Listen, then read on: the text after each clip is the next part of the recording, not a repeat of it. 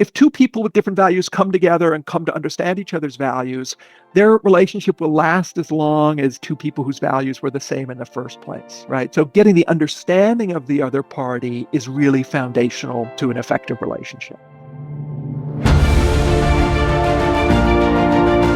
Hello and welcome to the Daily Helping with Dr. Richard Schuster.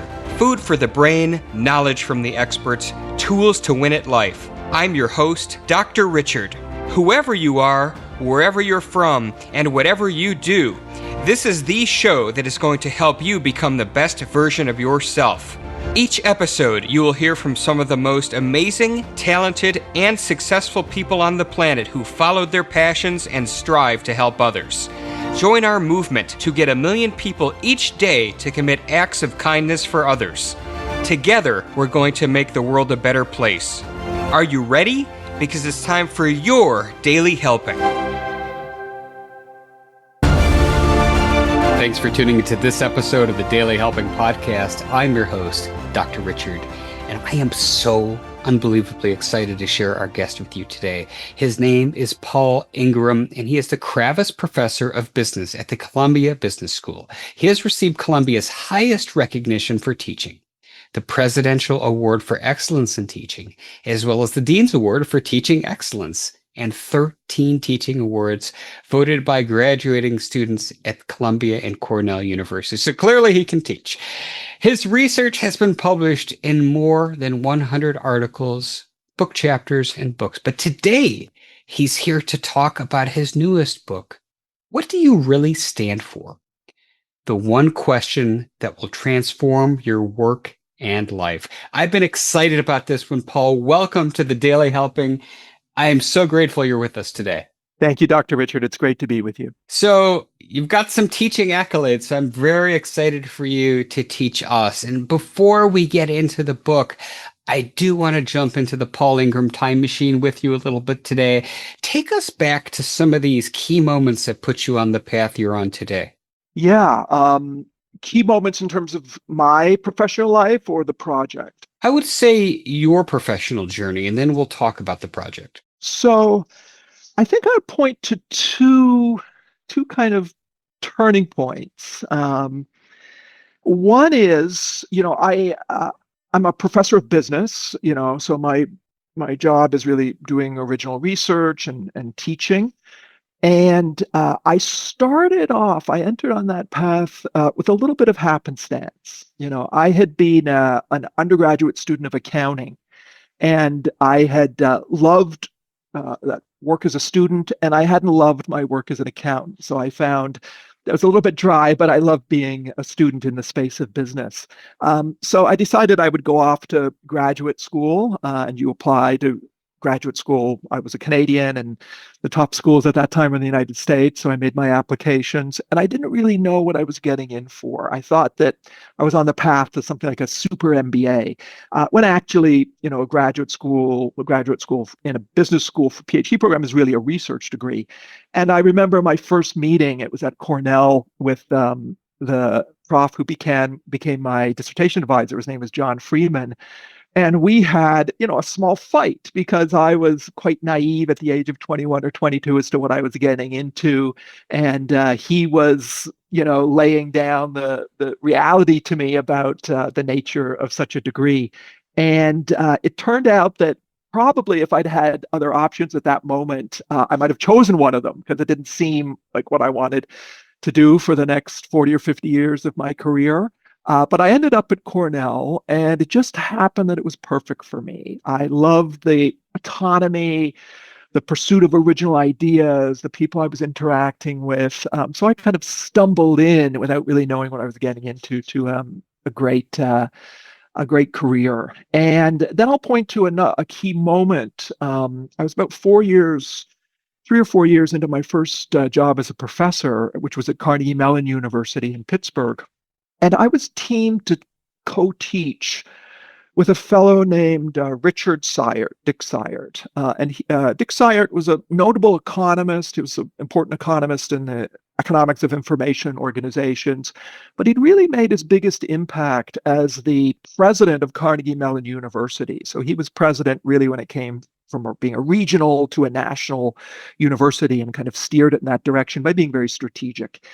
Anyway, when I met Dick, he was in his 70s. He was suffering, had some health challenges, and he had to be teamed with a younger scholar to support him teaching a class. So that was me, and we ended up teaching a class on strategy together. And he became really the closest thing to a mentor I've had in my career. What was it? I think he took a real personal interest in me.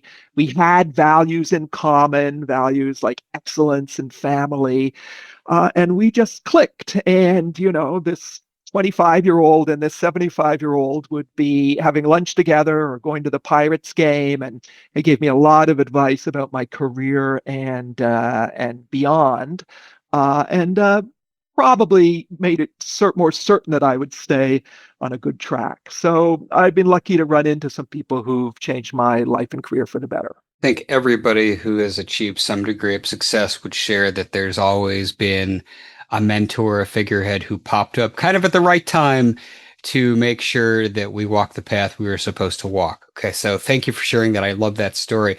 So now let's talk about this book, because this is so interesting. You're a business professor with a gazillion business professory kind of accolades, right? If professory is a word. And you wrote this book, What Do You Really Stand For? Which on its face doesn't scream this is a business book. But of course, there's business applications. So talk us through that, Paul. At the heart of the book is putting your values to practical use, right? So being clear about your values and then employing them. That matters in every walk of life. It matters in every domain of life. It matters in your family. It matters in your interactions as a community, and it certainly matters at work. So how do people be effective as leaders, as individual producers, as architects of organization? I think values are one of the surest levers that we have to pull in that space. So that's how it relates to business. And I'll talk a little bit about how I connected to the topic, which was in the domain of a program that I ran for almost 20 years. I ran Columbia's program for senior executives. So this was a month-long residential program that people from the military, from the world of medicine or politics, or of course from business, they'd come to Columbia for a month and they would study leadership and strategy. And there was a lot of elements of that program that were beyond just learning traditional business topics. So a lot of it was about self-awareness and self-discovery as a foundation for self-regulation. And one of the elements that had been a longstanding part of the program was a coaching session in the space of values.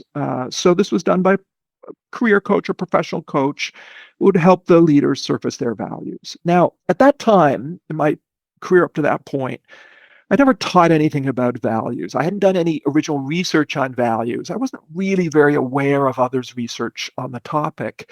But I noticed something almost immediately, that I would see these successful, mature people come out of these coaching sessions, and very often they were bouncing down the hallways. They were ecstatic. It was like they were lighter than air. And they felt that they'd been transformed in this discussion about values. And that got me really curious. Now, I was also open to a lot of possibilities. Maybe they like talking about their values, but does it really help them do things better? But my curiosity drove me to try to answer questions like that. So I set out doing my own research, learning about the research of others. And what I came across was that really clarity around your values can have a massive impact on your efficacy professionally, your well-being, your relationships, and beyond. And as a function of that, I really have built probably the foundation of both my teaching and research in the last 20 years on this topic. I love the topic of values because it defines who you are.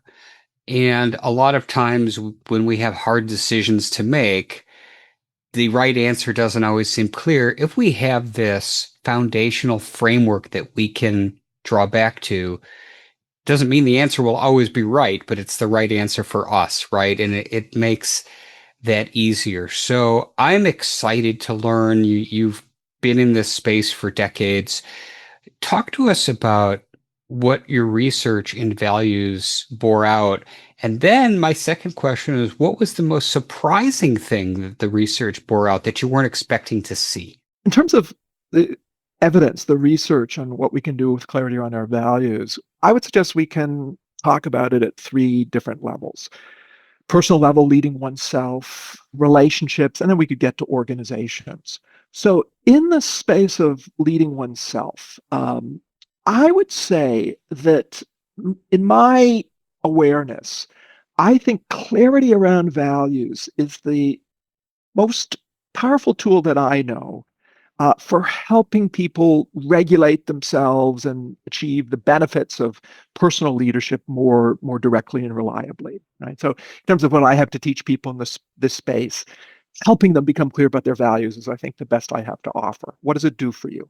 Well, we've got a lot of the best kind of causal evidence in this space in terms of experiments, right? So the kind of pattern in many of these experiments is we remind some people of their values, other people do some other activity which isn't related to their values, and then we test them in terms of ethics or performance or openness, etc.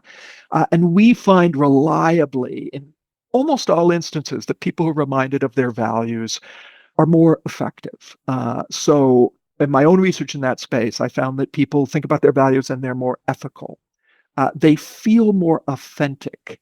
They are more resilient. Their stress goes down. Cortisol, the stress hormone, decreases if you think about your values. People are more motivated. So, our purest form of motivation, as I think you know, Dr. Richard, is intrinsic motivation. So, motivation from within. And the most powerful form of intrinsic motivation is doing what we view as important. And it is our values that tell us what's important. Right? So our values are principles of evaluation. They tell us what's good, bad, or important.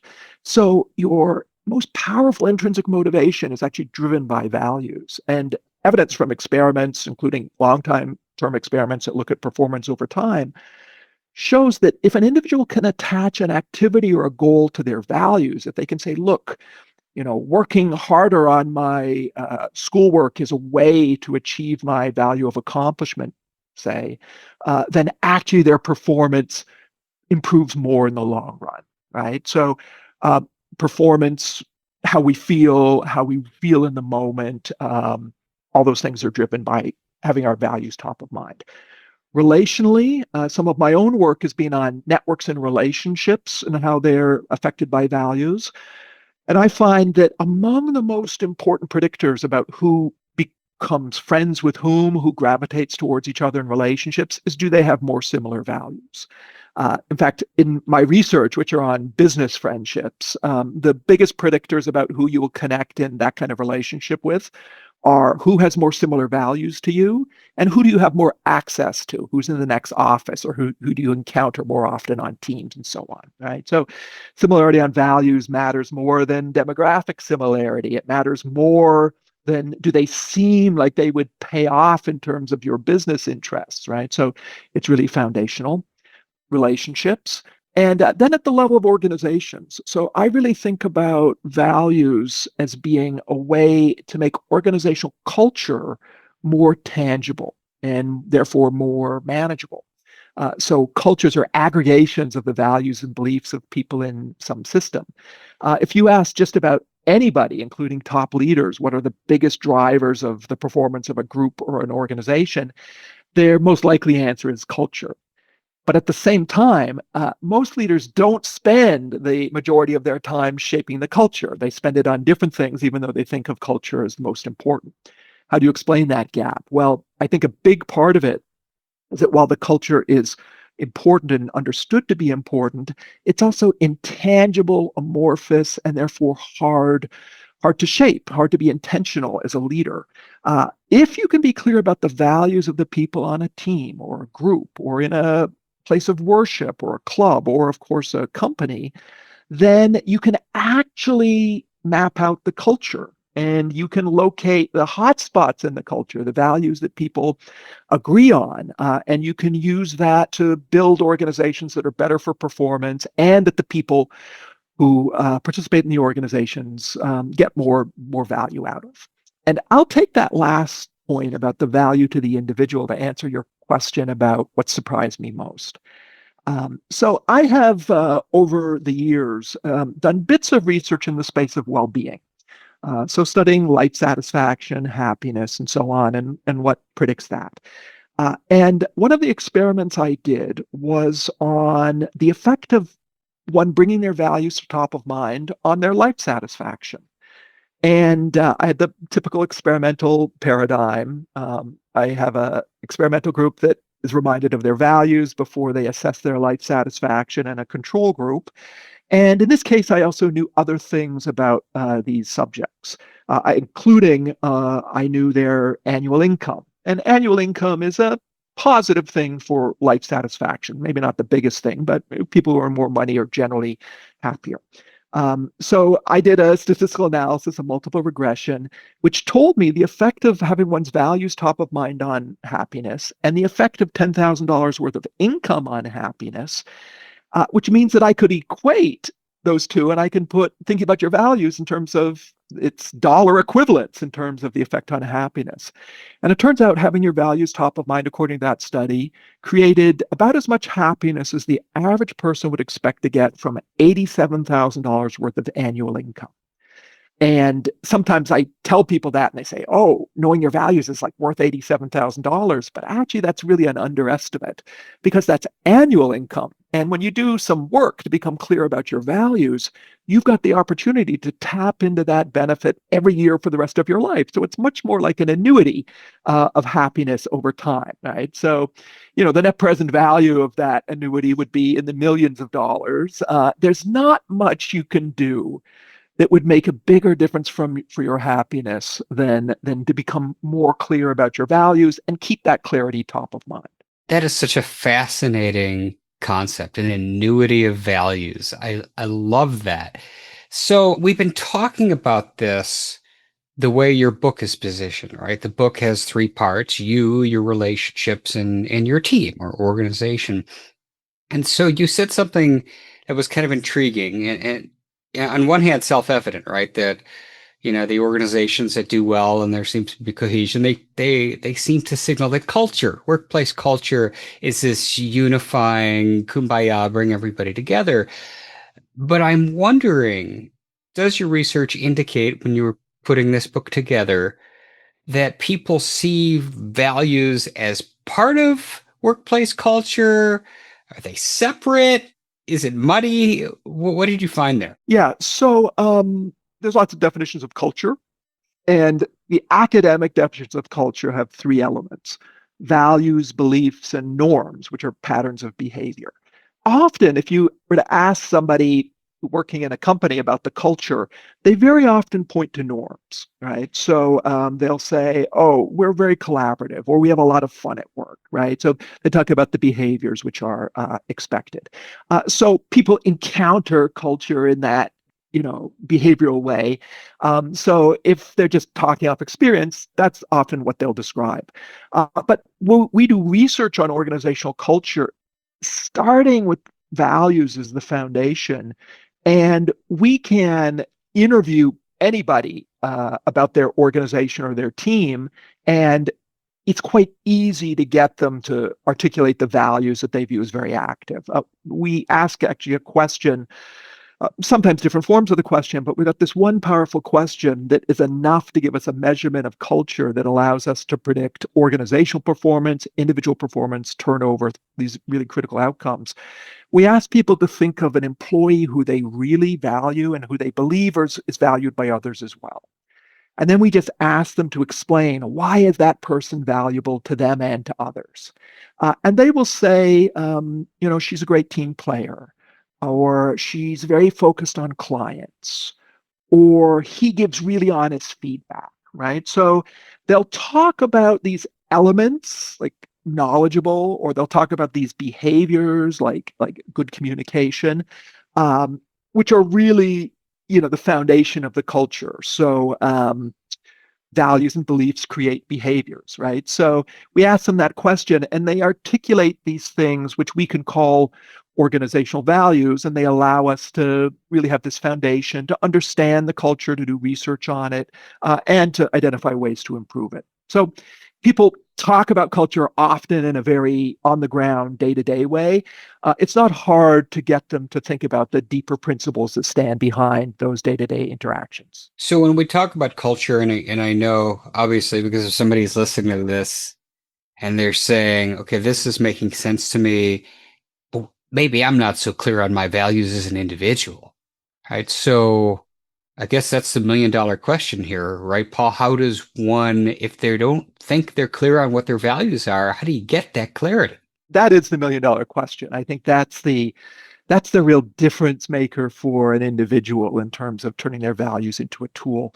Dr. Richard, how about we demonstrate this as opposed to describe it? Would you mind if I ask you a reflective question that's the kind of thing we use to get at people's values? Sure, go right ahead. So you've just finished a really important project, and you feel free to tell folks about that project. But we chatted a little bit. I could tell that project was important to you.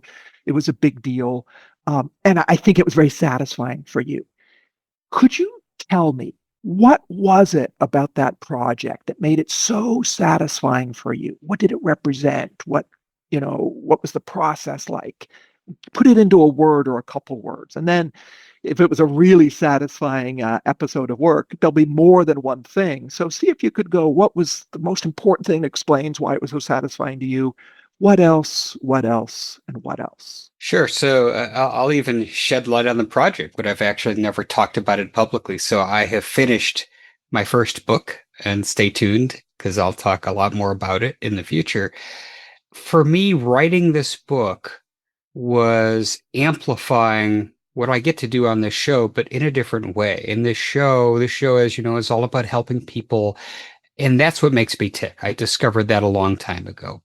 But this is helping people in a different kind of way where I've taken things that I've lived through and galvanized that into a formula that people can use to bring the most meaning out of their work relationships, out of their personal relationships, maximize their health, and there's other things. So this was very rewarding for me.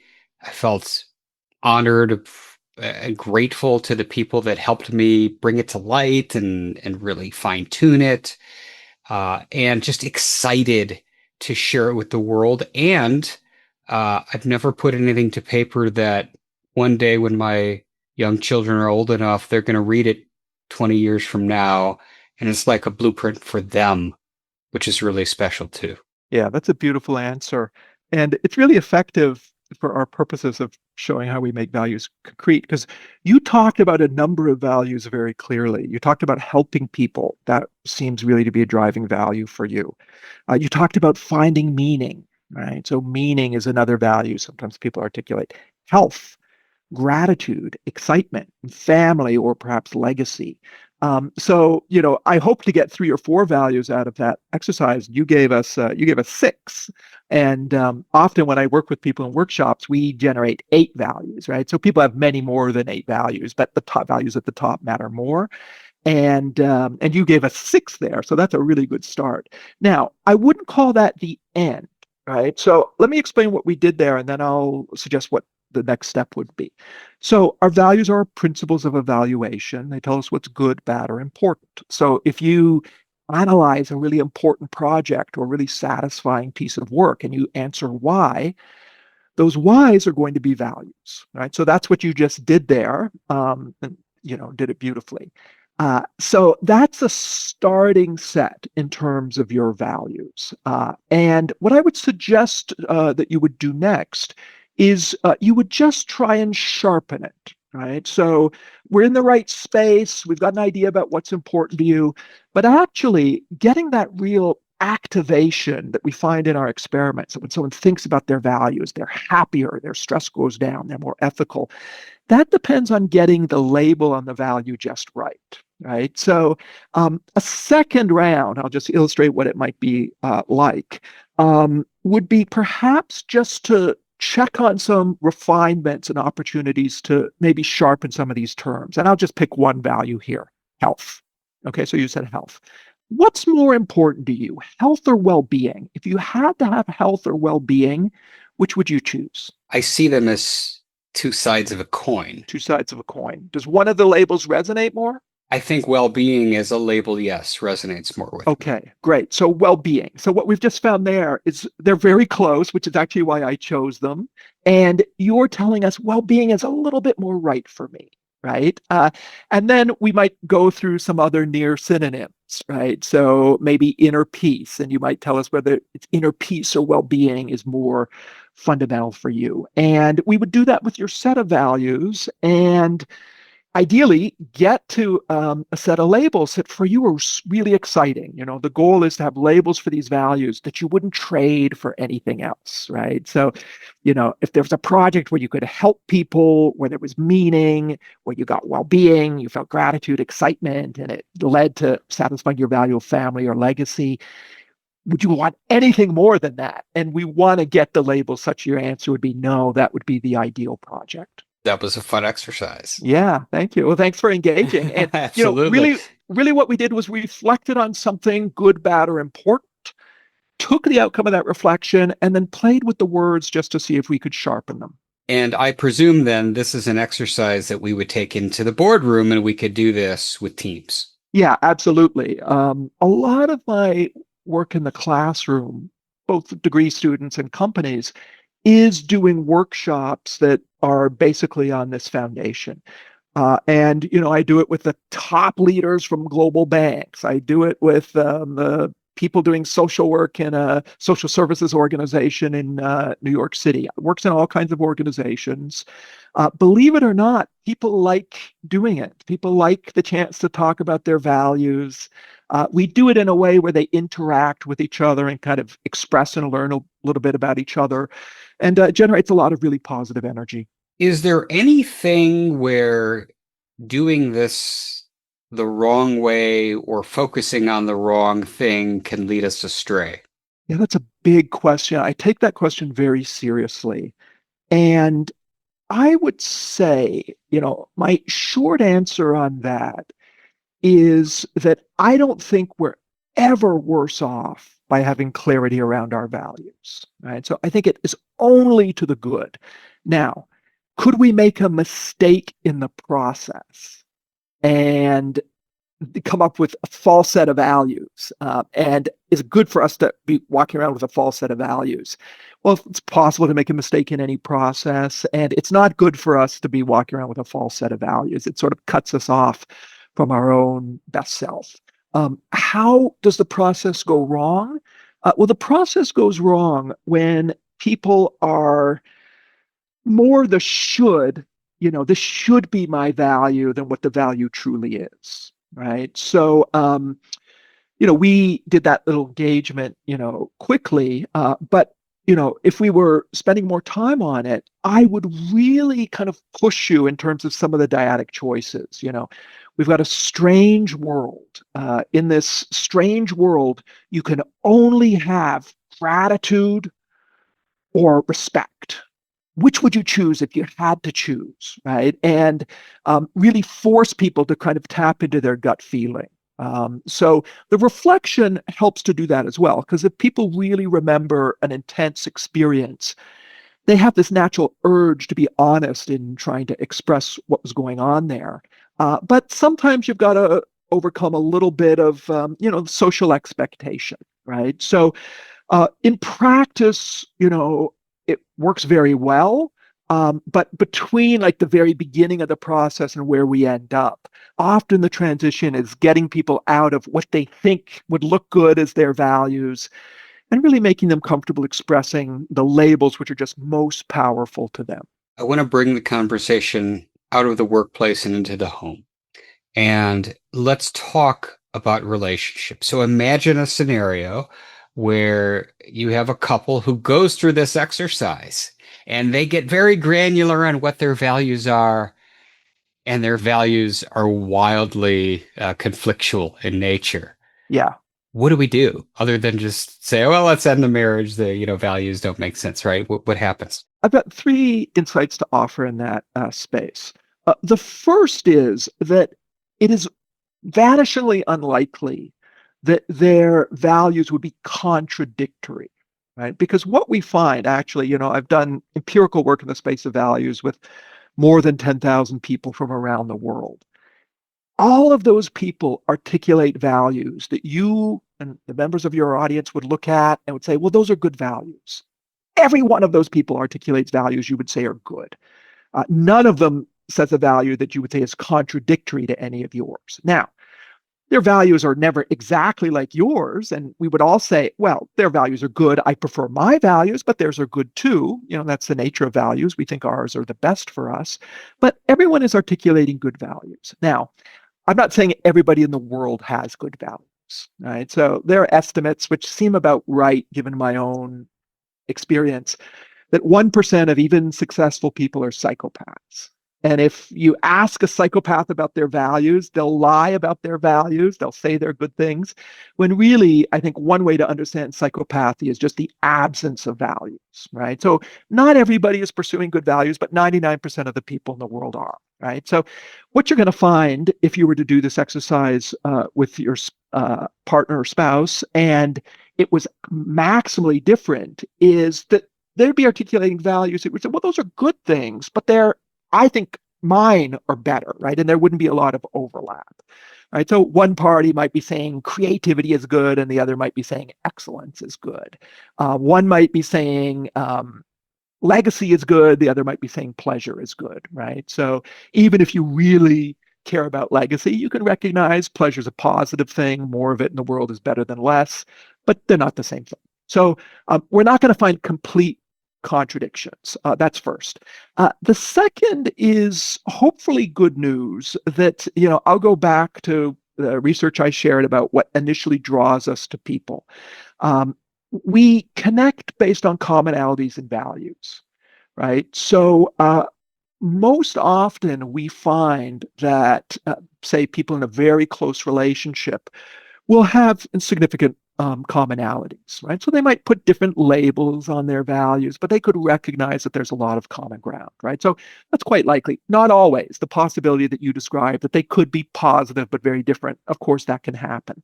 In that circumstance, what I would say is, and again, we've got experimental evidence of this, is that you're still much better for having had the conversation. What we find in our research on relationships is we gravitate towards somebody because their values are similar to ours, most likely. But if we connect with them for some other reason, like we are placed in the office next to them, or we're wed in an arranged marriage, and their values are good but different, then if we can understand their values, then we can manage a productive relationship. Right. So what you would get out of the experience that you just described is that the two members of the relationship would come to a better understanding of each other, and they would be much better able to interact positively. Right. So we would expect in most cases, there would be some commonality between parties to a close relationship. Even if it's different, they can get along if they understand their values. And we haven't studied the duration of marriages, but when we look at friendships, if two people with different values come together and come to understand each other's values, their relationship will last as long as two people whose values were the same in the first place, right? So getting the understanding of the other party is really foundational to an effective relationship. And you kind of beat me to the punch there because as you haven't studied marital length, I was wondering if there was any research around if people discuss values, even if they have some dissimilar values, do those marriages tend to be more stable and last longer than those that don't? Yeah, I'd be extrapolating from work on other relationships, but my answer would be yes. And I'll give you a little bit of anecdotal evidence that one of the challenges I give people when they're in my classes or workshops on values is to go find a relationship that they'd like to improve and have a discussion about values with that person. And it's quite routine that people will choose their partner or spouse. And they always come back and say that the discussion was a positive step for the relationship. I've never had someone return and say, oh, we had this discussion and it was really bad for our relationship. It's always a positive thing, right? So anecdotally, extrapolating from some other systematic research, communicating your values, I would be confident in saying is a step in the right direction for a marriage. Outstanding. Paul, I have loved every second of our time together today. As you know, I wrap up every episode by asking my guests a single question, and that is, what is your biggest helping, that one most important piece of information you'd like somebody to walk away with after hearing our conversation? Thanks, Dr. Richard. So, what I would love for people to take away from this conversation is a motivation. First, yes, to do the work like I did in my reflection interview with Dr. Richard to surface and clarify their values, but then take the next step of making the values concrete and accessible, right? So, my students, some of them over 20 years, often carry around a laminated card in their wallets that represents their top values. I'll run into somebody in the airport in Paris, and they'll say, "Oh, professor, I was your student 10 years ago. I want to show you I still have my values." I have my values on a coffee mug that my students actually gave me as a gift. And if I'm going into a stressful meeting, I bring my values coffee mug so I can check in and consult it in the moment. Every day before I step into my office at the Columbia Business School, I pause outside the doors and I take out my value structure. I keep mine on a card in my wallet. And I spend 30 seconds thinking about the values, thinking about how they're in play in terms of what I have planned for the day, thinking about challenges I might have to realizing the values. It grounds me. I feel my stress go down. It improves my self-regulation, and produces well-being and happiness, maybe the ultimate outcome. So I would love people to access those benefits. That is fantastic. This was such an amazing conversation, Paul. The book is What Do You Really Stand For? The One Question That Will Transform Your Work and Life. That's available everywhere books are sold. But if people want to learn more about you, Paul, where can they find you online? Look up Columbia Business School Paul Ingram, and you'll get all my access, including my email. I love to hear from people who are putting values into action, trying this out, and I'll hear your questions and hopefully your examples of success. So I'm easy to find at the Columbia Business School. Perfect. We'll make it even easier. Everything Paul Ingram, including a link to the book, will be featured in the show notes at drrichardschuster.com. Well, Paul, what a blast. How informative. How awesome. Thank you so much for joining us today. I love the chat. Thanks, Dr. Richard. It was a real pleasure. Thank you. And thank you as well to each and every one of you who took time out of your day to listen to this chat. If you're going to go figure out what your values are, grab this book. Go give us a follow and a 5-star review on the podcast app of your choice, because this is what helps other people find the show. But most importantly, go out there today and do something nice for somebody else, even if you don't know who they are, and post it in your feeds using the hashtag #MyDailyHelping, because the happiest people are those that help others.